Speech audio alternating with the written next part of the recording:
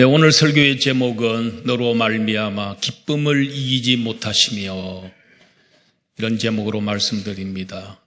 만약에 세상에 여러분들 때문에 기쁨을 이기지 못하시는 사람들이 여러분 주변에 많다면 얼마나 행복하겠습니까? 또 얼마나 좋겠습니까?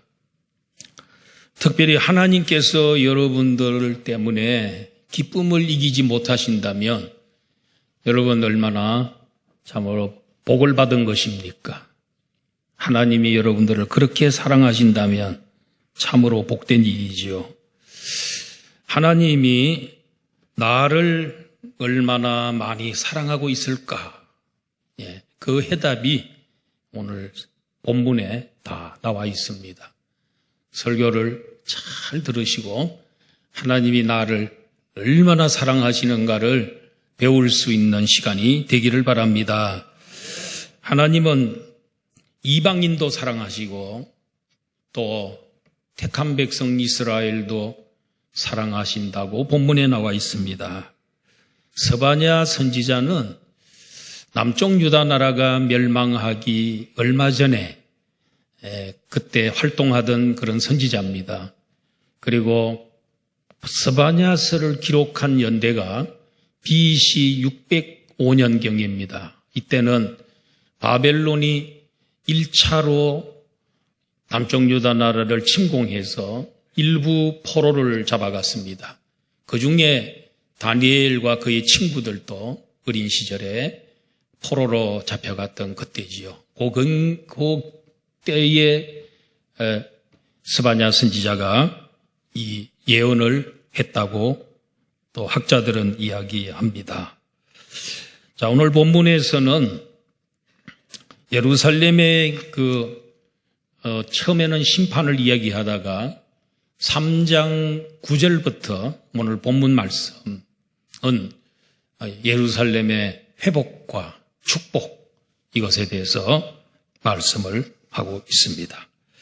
첫째로 우리가 생각할 것은 하나님의 구원은 열방에도 나타난다 하는 그런 내용이 9절 10절에 나와 있습니다. 하나님은 선민 이스라엘만 사랑하는 게 아니고 벌써 구약시대에도 하나님은 이방인들까지 온 세계 만민을 사랑하시고 또 그들을 용서하기를 원하시는 하나님임을 볼 수가 있습니다. 그래서 9절을 한번 보면요. 여러분 책에 9절, 10절 다 같이 한번 보겠습니다. 시작. 그때에 내가 여러 백성의 입술을 깨끗하게 하여 그들이 다 여호와의 이름을 부르며 한 가지로 나를 섬기게 하리니 내게 구하는 백성들 곧 내가 흩은 자의 딸이 구스강 건너편에서부터 예물을 가지고 와서 내게 바칠지라. 여기에 하나님께서 여러 백성 곧 만민의 입술을 깨끗하게 하겠다고 했습니다. 사람의 입으로 들어가는 음식이 사람을 더럽게 하는 게 아니고 사람의 입에서 나오는 것이 사람을 더럽게 한다. 예수님이 그런 말씀을 하셨습니다. 사람의 입으로 나오는 것은 마음 속에 이 더러운 마음, 부패하고 타락한 마음, 이 마음에서부터 입을 통해서 나오는 것, 이건 원망, 불평, 또 남을 미워하는, 저주하는 것, 이런 악독한 것들이 입을 통해서 나온 것은 사람을 더럽게 하지만은 음식은 사람의 몸을 더럽게 하는 게 아니고 또 몇 시간이 지나면 뒤로 배설하기 때문에 그거는 사람을 더럽게 하지 못한다고 말씀을 했습니다. 사람들이 가장 뭘로 죄를 제일 많이 짓습니까? 입을 가지고 죄를 가장 많이 짓습니다. 이방인들은 특별히 이 입을 가지고 우상을 섬기고 또 하나님의 백성 이스라엘을 욕하고 대적하고 하나님을 또 대적하고 그걸 무시하고 이런 죄를 입술을 통해서 죄를 제일 많이 짓습니다. 그래서 하나님께서는 이 이방인들과 만민들의 입을 정결하게끔 깨끗하게 씻어주겠다. 그렇게 하고 그 입을 가지고 깨끗한 그 입을 가지고 또 깨끗한 그 마음을 가지고 우리 하나님을 부르게끔 하겠다는 것입니다. 하나님을 부를 수 있는 자격은 입술이 깨끗해야 돼. 입술이 깨끗하지 않으면 하나님 부르고 싶은 마음도 없고 하나님을 부를 수도 없습니다. 그 다음에는 하나님께서 그들이 한 가지로 하나님을 섬기도록 하겠다. 그래서 입술이 깨끗해지고 여호와의 이름을 부르고 그 다음에 단계가 하나님을 섬기는 단계입니다. 하나님께 서비스하는 단계. 그리고 우리 하나님을 헌신하고 희생하는 그런 단계. 이게 굉장히 수준 높은 단계입니다. 이게 오늘 성숙한 신앙의 모습이라고 할 수가 있습니다. 아무리 뭐 이래도 우리 하나님 섬기지 않고 서비스하지 않으면 성숙한 신앙이 아닙니다. 서비스라는 말이 영어로는 섬김, 봉사 이거지만은 또 예배를 영어로 서비스라 그럽니다. 하나님을 예배하는 거. 이방인들이 깨끗해져 가지고 여호와의 이름을 부르고 그리고 하나님께 예배드리는 이렇게 예배의 자리에까지 나오도록 하나님께서 도와주겠다고 했습니다. 오늘 우리는 옛날에 구약시대로 본다면 우리가 이방인이었죠. 우리는 굉장히 그 먼 곳에서 사는 그 이방인이었는데 하나님이 우리의 입술을 깨끗하게 하시고 여호와 이름을 부르게 하시고 또 하나님께 예배할 수 있도록 오늘 은혜 주신 줄로 믿습니다. 이게 놀라운 복이라는 겁니다. 그리고 어디에서 사는 사람들이 그 이방인들이 예물을 가지고 하나님을 섬기고 하나님께 드리려 그러느냐. 그 10절의 말씀에 보면 10절에 찾아보세요. 어디에 사는 사람들이 예물을 가지고 온다고요? 구스강 건너편. 구스 그러면 에디오피아지요. 에디오피아는 아프리카에 있는 나라인데 거기 먼 에디오피아에 가 있는 사람을 하나님이 예루살렘으로 오게끔 불러서 그들로 하여금 하나님께 예물을 드리도록 그들을 하나님께서 이끌어 주겠다 그랬습니다. 여러분 우리는 구약시대에 에디오피아보다도 더 멀리 있었죠. 예루살렘을 기준으로 본다면 에디오피아는 아프리카, 이집트 밑에 있는 나라입니다. 그 먼 나라입니다. 그런데도 하나님 그들을 불러겠다는 거예요. 그런데 우리는 어디서 살았습니까? 극동입니다. 우리는 아시아 중에서도 제일 동쪽 끝입니다. 우리보다 더 끝 중의 끝은 일본이지요. 그래서 극동에서 살고 있습니다. 우리는.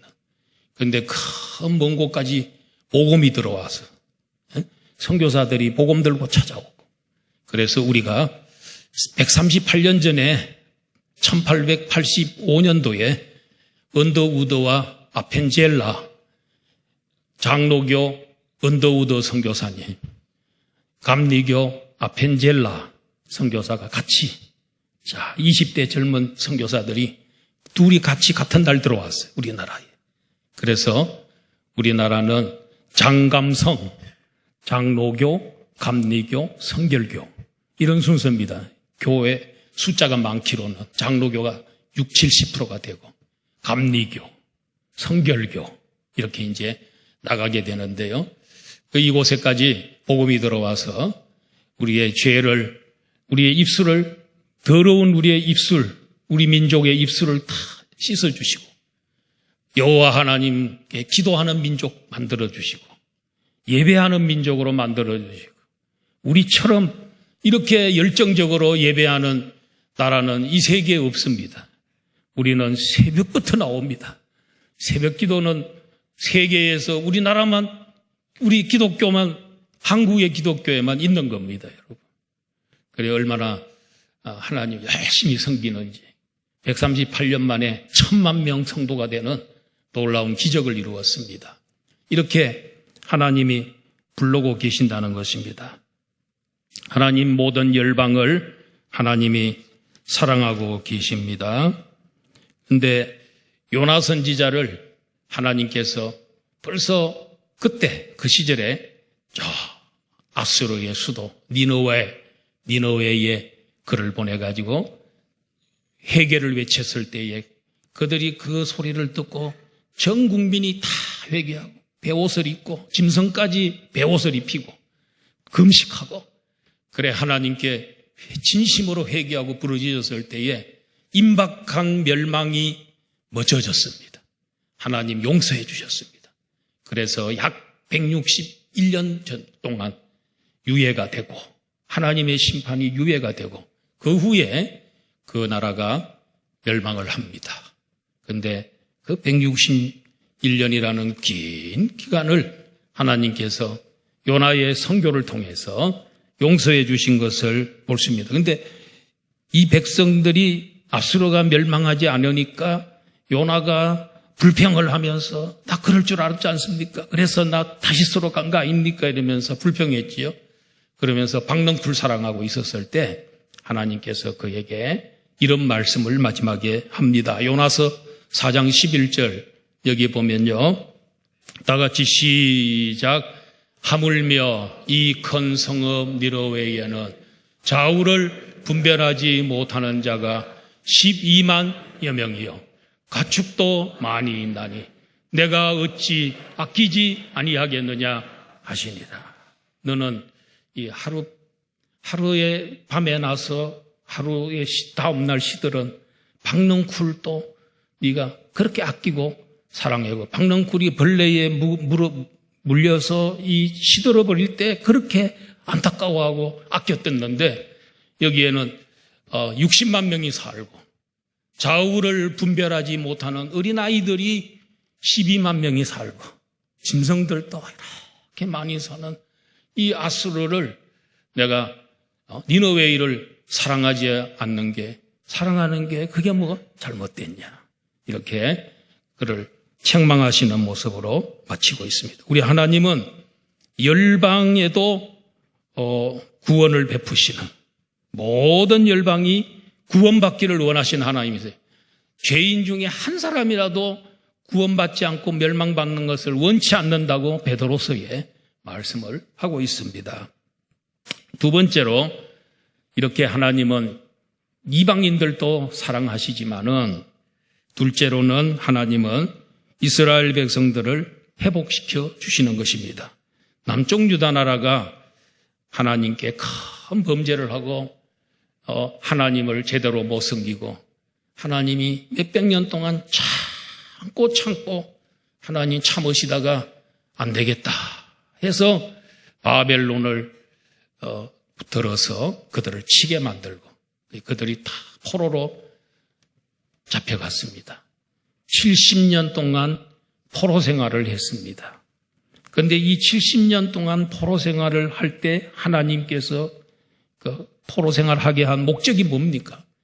그들의 교만을 하나님께서 다 꺾으시려고, 교만을 꺾으려고. 그래서 온유하고 거룩한 백성 만들어주려고. 그들의 마음속에 있는 교만이 얼마나 빠져나가기가 힘든지 그거 고치는데 70년이 걸렸어요. 그 마치 뭐와 같으냐면 출애굽한 백성들의 그 애굽의 그 우상들을 사랑하는 마음, 그들의 그 타락한 그것을 정화시키는데 40년이나 걸렸단 말이에요. 마찬가지로 70년 동안 그들 포로 생활을 하게 했습니다. 그래서 교만한 마음들이 다 빠져나갔을 때 하나님께서 이제 그들을 다시 불러주시는 것을 볼 수 있습니다. 근데 그 포로로 잡혀가 있는 백성들 하나님이 다 불러시고 복을 주는 게 아니고 그 중에서도 하나님을 믿고 하나님을 의탁하는 사람, 하나님 의지하고 하나님을 기대는 사람, 그런 소수의 남은 자를 하나님이 보호해 주시고 회복시켜 주셨다는 것입니다. 자, 13절 여러분 책에 나오는 13절 첫 단어가 뭡니까? 이스라엘의 남은 자는, 이게 나오죠. 남은 자는 포로로 잡혀갔지만은 그 중에도 이 남은 자가 있다는 거예요. 하나님이 남겨놓은 자가 있다는 겁니다. 그런 사람은 어떻게 한다고요? 악을 행하지 아니하고 거짓을 말하지 아니한 입에 거짓된 혀가 없으며 먹고 누울지라도 그들을 두렵게 할 자가 없다. 이런 하나님께서 참 이 보배처럼 귀하게 여기는 그런 하나님이 남겨놓은 사람들이 시대마다 다 있다는 거예요. 다 하나님이 멸하지 아니하고 타락하게 하지 않고 보호해 주시는 그 소수의 남은 자가 신앙의 명맥을 이어가고 또 이들을 나중에 하나님 통해서 나라를 아름다운 나라로 만들게 하는 그런 남은 자가 있다는 거예요. 마치 뭐와 같으냐면은 엘리야 선지자 시대에 그 북쪽의 이스라엘 나라 왕이 아합 왕이었지요. 아합 왕은 이세벨 왕후와 함께 바알과 아세라 숭배를 아주 흥망스럽게 만들었던 나라를 완전히 타락하게 만드는 그런 왕입니다. 그의 왕후가 이세벨입니다. 그런데 나중에 갈멜산에서 대결을 벌린 다음에 엘리야가 이기지요. 850명의 거짓 선지자들을 다 죽이지요. 그러고 난 다음에 그가 이제 많이 지쳐 있었어요. 엘리야가. 그래서 로뎀나무 아래서 하나님 이제 내 생명 거둬가세요. 자기가 자살할 수는 없고 하나님이 이제 내 생명 좀 취해가세요 하면서 지쳤어요. 혼자서. 너무너무 혼자서 일하다 보니까 너무너무 지쳐가지고 그래 하나님 앞에 고발을 합니다. 누굴 고발합니까? 아합 왕이 잘못됐습니다. 이세벨이 잘못됐습니다. 바알과 아세라 850명의 선지자들이 잘못했습니다. 온 백성들이 다 타락했습니다. 하나님, 나만 남았습니다. 나밖에 남은 자가 없습니다. 이러니까 우리 하나님이 그의 말을 듣고는 이렇게 대답을 했습니다. 자, 왕상 19장 18절 다 같이 시작. 그러나 내가 이스라엘 가운데에 7,000명을 남기리니 다 바알에게 무릎을 꿇지 아니하고 다 바알에게 입맞추지 아니한 자니라. 너의 눈에 엘리야 내 눈에는 보면 너밖에 바알을 섬기지 않는 자가 너밖에 없는 너만 남은 것처럼 보이지만 내가 7,000명을 남겨놨다. 이 7,000명은 하나님이 남겨놓은 사람들, 하나님이 귀하게 여기는 사람들, 하나님의 남은 자들이.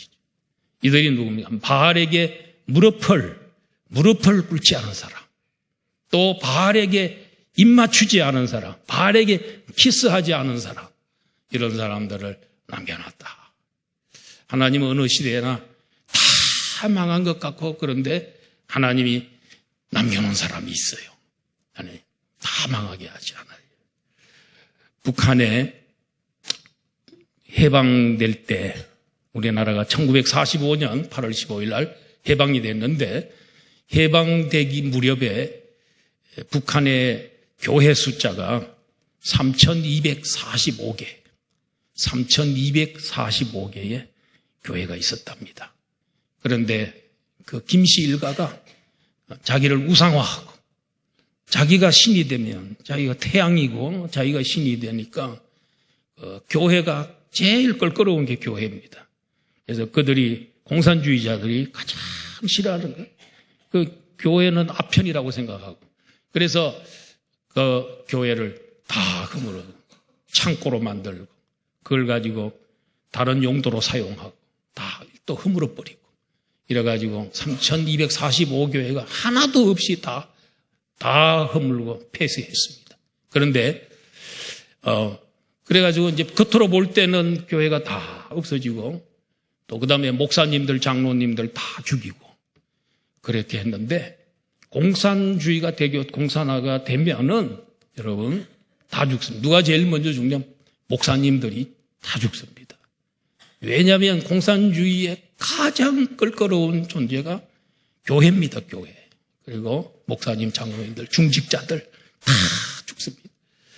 그리고 그러니까 겁이 나가지고 전부 남쪽으로 내려왔지 않습니까? 그래서 남한에서 무슨 영락교회를 비롯해서 산정연 교회니 이런 교회들이 남한에 내려와서 북한의 성도들이 내려와서 교회를 개척하고 정말 우리 한국 남한의 교회를 부흥시킨 주역들이 됐죠. 대단했죠. 옛날에 남한보다도 북한 쪽이 더 신앙이 강했어요.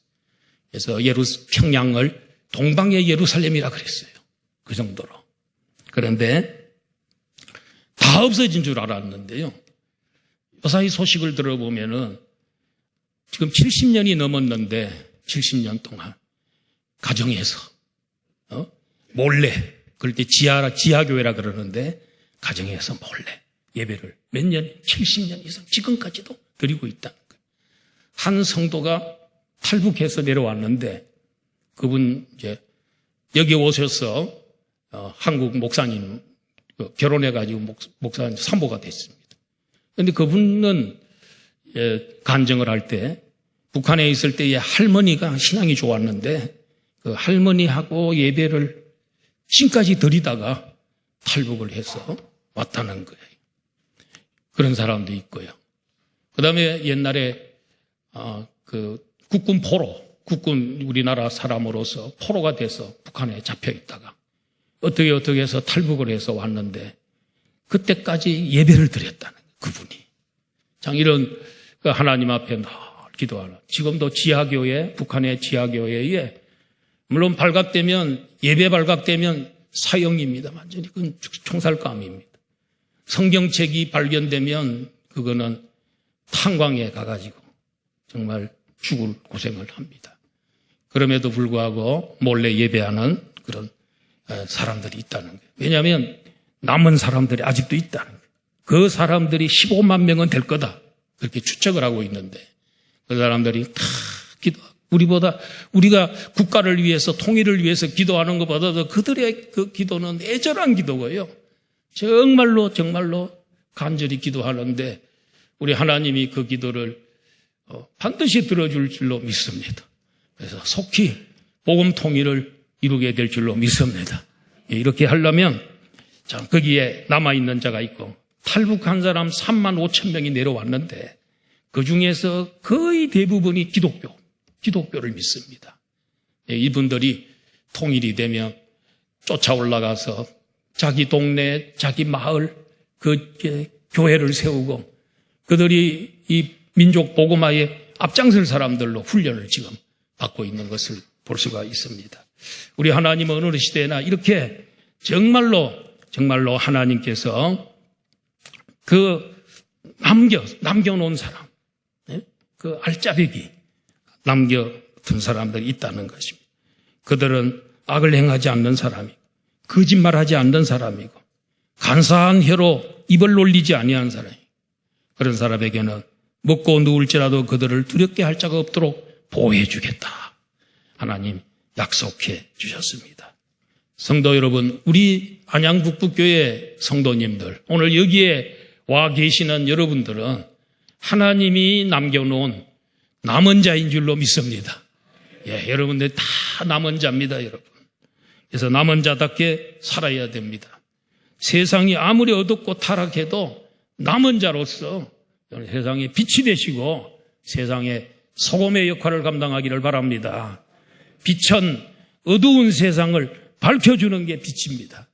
그리고 소금은요, 맛없는 세상에 맛을 내는 길, 그리고 썩어가는 세상을 더 썩지 않도록 방부제 역할을 하는 것, 이게 소금의 역할입니다, 여러분.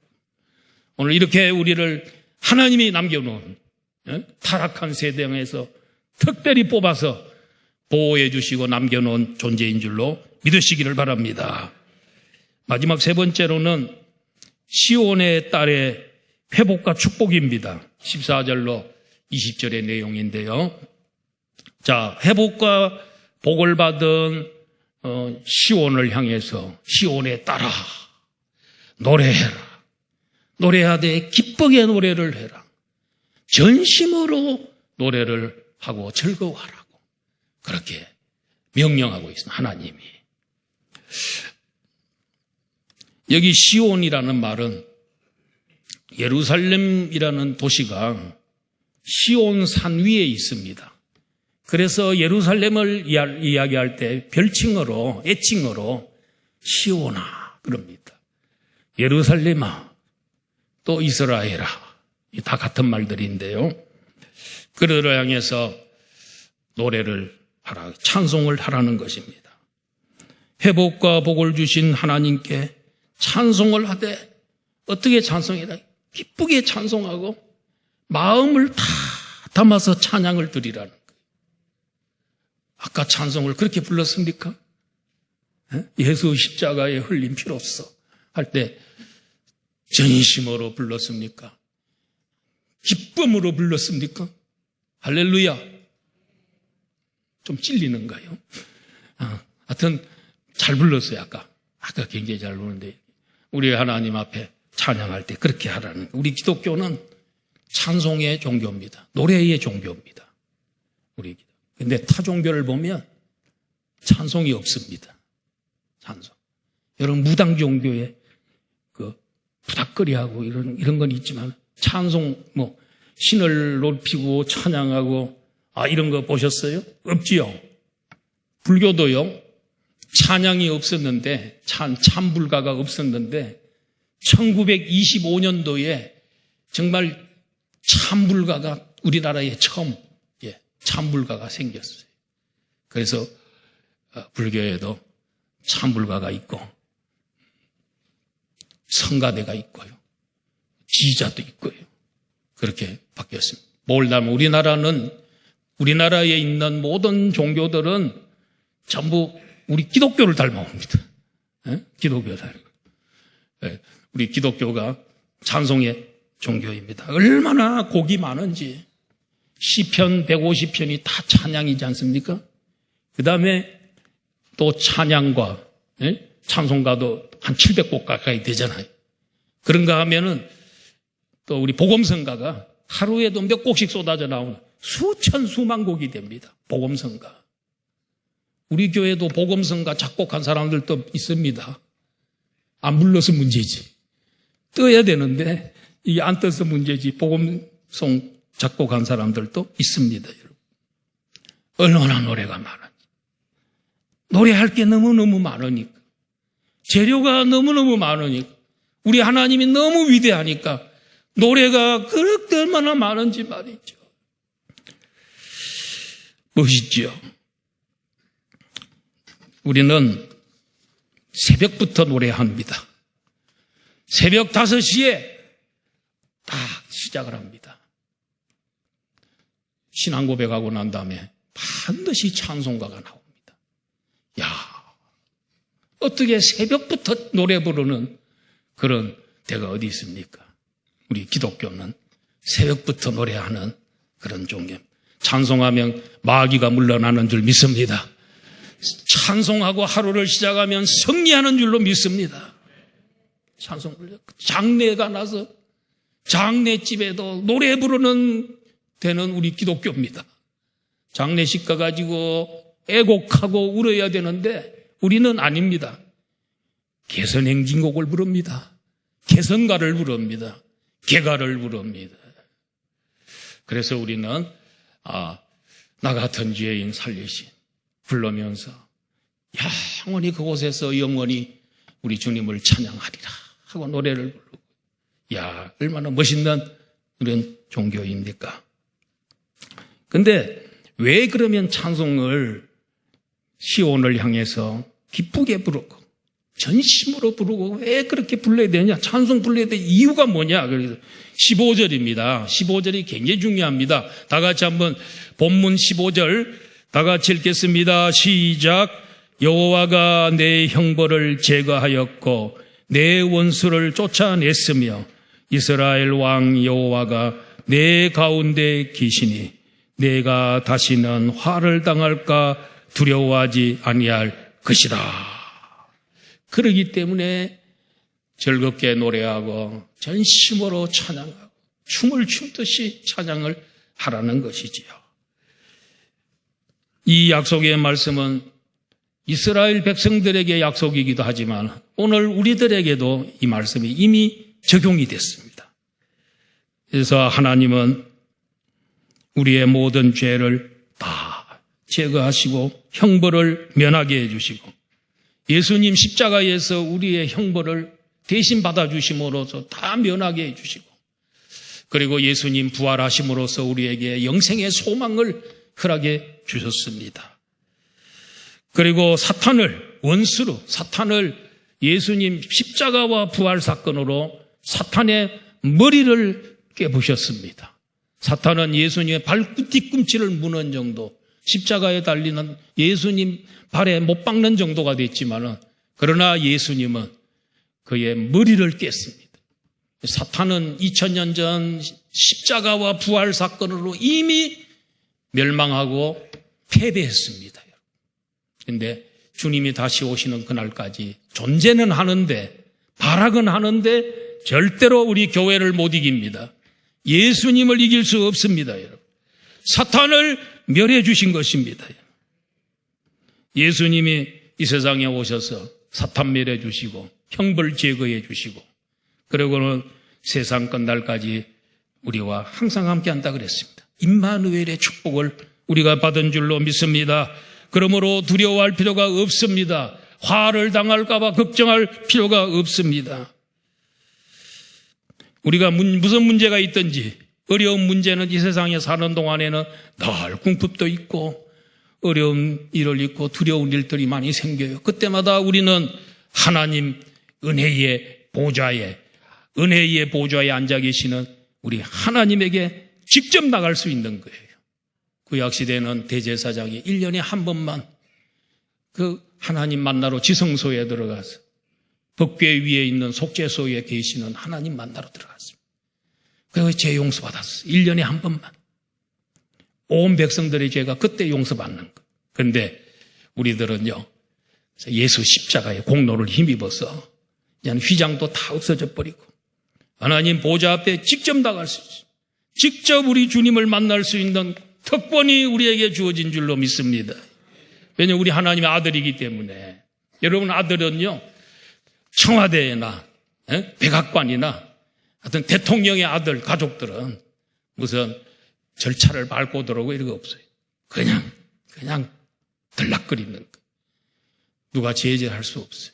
그게 가족의 특권입니다. 가족의 특권.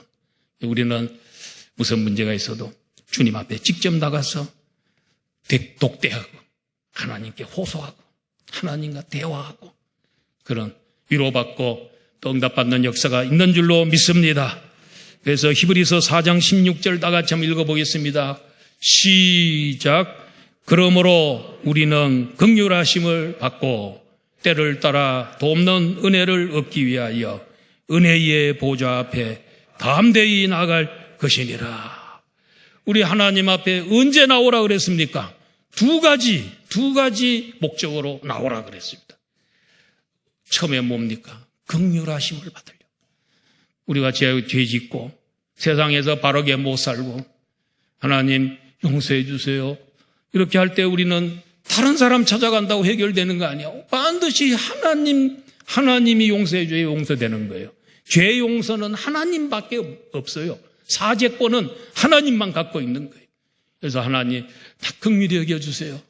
어쩌게 하다가 하나님 이렇게 실수하고 잘못했습니다 하고 눈물 흘리고 회개하면 하나님 용서해. 그 다음에는 뭡니까? 때를 따라 돕는 은혜. 우리는 다 하나님 능력이 필요해요. 저는 설교하기 전에도 하나님 오늘 또 나를 써주세요. 하나님 날 써주세요. 부족한 거 있으면 채워주시고 기억나게 해주시고요. 성령 충만하게 해주시고요. 예, 늘 기도합니다. 늘 기도하고 우리 하나님의 돕는 은혜를 사모합니다. 도와달라 그럽니다. 그래서 돕는 은혜를 얻으려면 하나님 앞에 나가면 그분은 전능하신 분이시요 불가능이 없는 분이시기 때문에 여러분 우리를 도와주는 줄로 믿습니다. 그리고 예루살렘을 향해서 시온을 향해서 두려워하지 말고 내 손을 늘어뜨리지 말아라. 16절입니다. 그날이 되면, 그날이라는 것은 스바냐 선지자가 얘기한 그날은 바로 신약시대 예수님이 이 세상에 오시는 날, 메시아가 이 땅 위에 오시는 날, 그날이 되면은 그날에 너희들은 두려워하지 말고 손을 늘어뜨리지 말아라 그랬습니다. 여러분 인류 역사에 최고로 좋은 날이 어느 날이겠습니까? 여러분 생일날입니까? 이 세상에서 최고로 행복하고 멋있고 놀라운 날, 그날은 메시아가 이 땅 위에 오신 날입니다.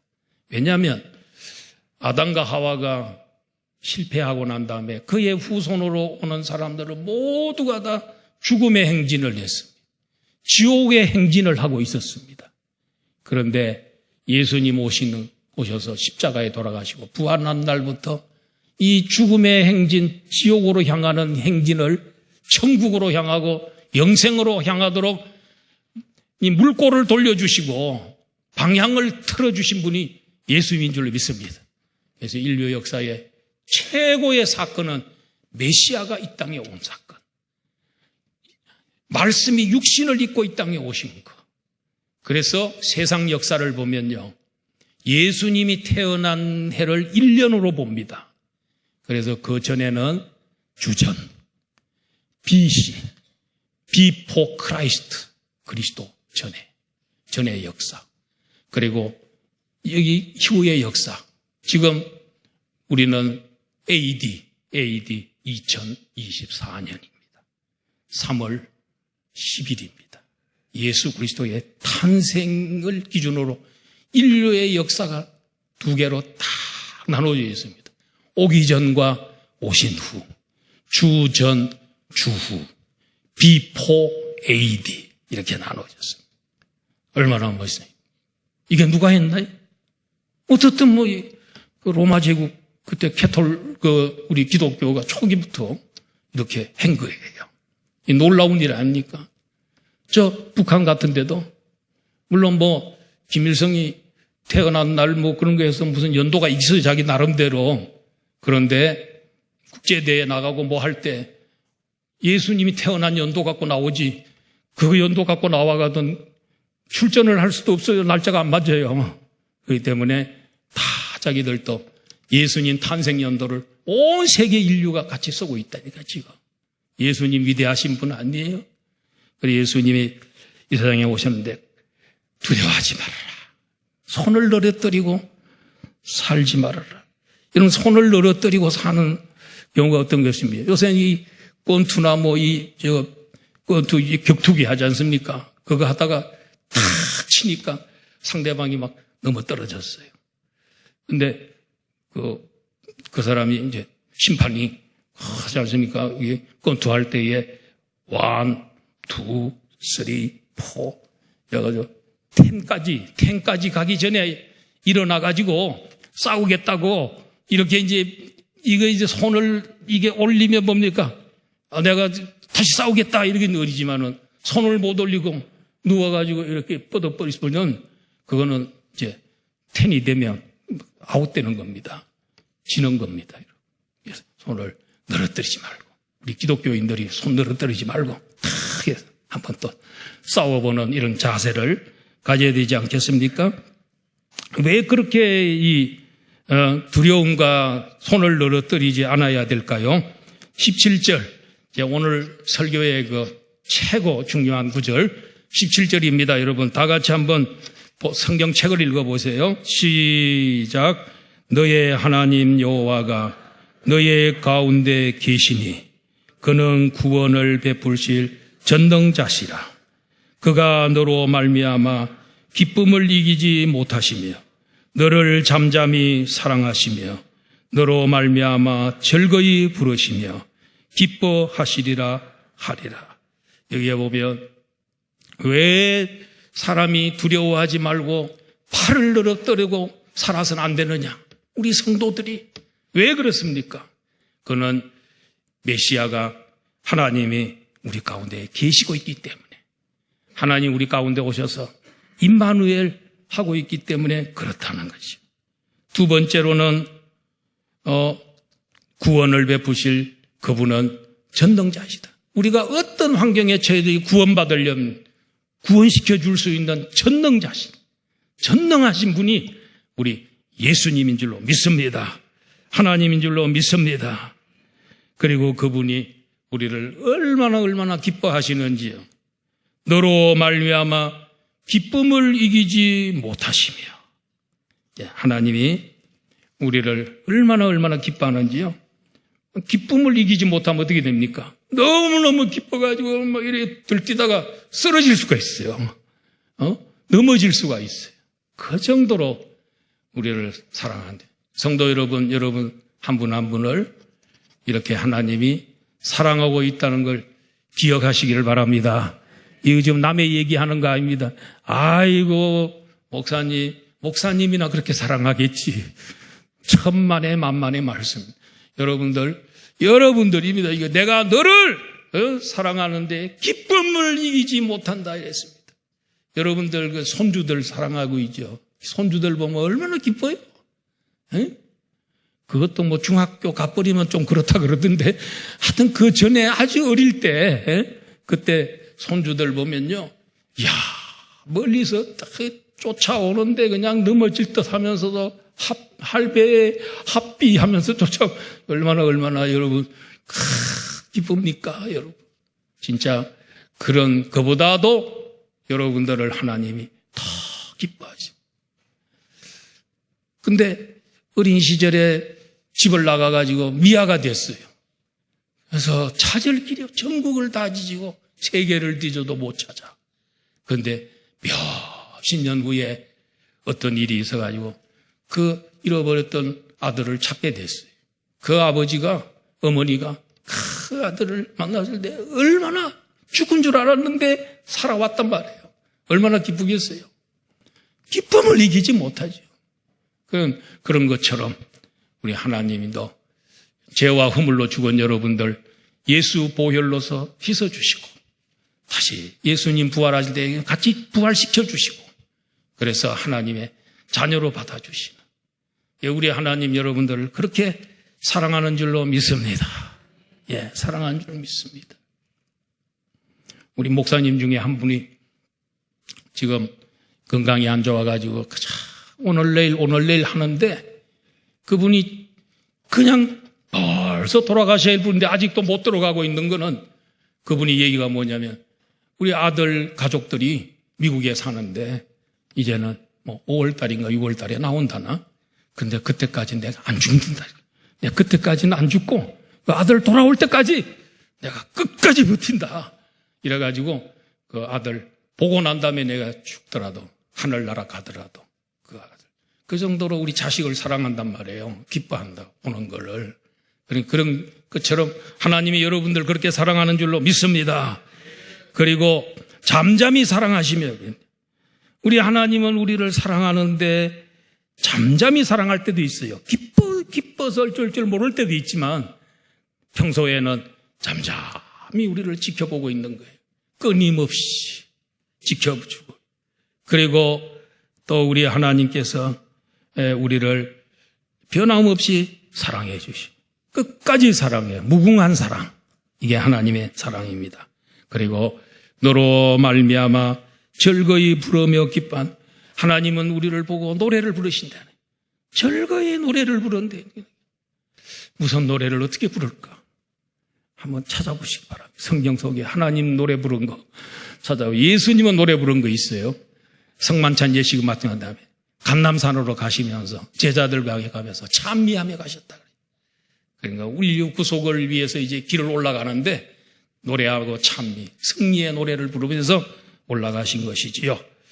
자, 이제 마지막으로는 칭찬과 명성을 얻게 한다. 요 세 번째, 그렇게 해서 나중에 이 이스라엘 백성들을, 예루살렘을 칭찬과 명성을 얻는 그런 그 도시로 만들어주고 회복시켜 주겠다. 여러분, 하나님이 우리를 얼마나 사랑하실까요? 오늘 설교 잘 들으셨죠? 해답이 이미 나왔어요. 얼마나 우리를 사랑하신, 나로 말미암아 기쁨을 이기지 못할 만큼 하나님 우리를 사랑하는 줄로 믿습니다. 하나님 우리를 부끄러워하지 않으세요. 잠잠히 사랑하세요. 즐거이 노래를 부르세요. 그 정도로 우리를 사랑하십니다, 여러분. 그러면 우리도, 우리 하나님 이렇게 나를 사랑하는데 기쁨을 이기지 못하고, 우리도 하나님과 예수님을 생각할 때마다 기쁨을 이기지 못할 정도로 사랑하고 하나님을 노래하고 또 우리 하나님을 잠잠히 사랑할 수 있는 우리 성도가 되시기를 주의 이름으로 축원합니다. 기도하겠습니다. 하나님 아버지 감사합니다.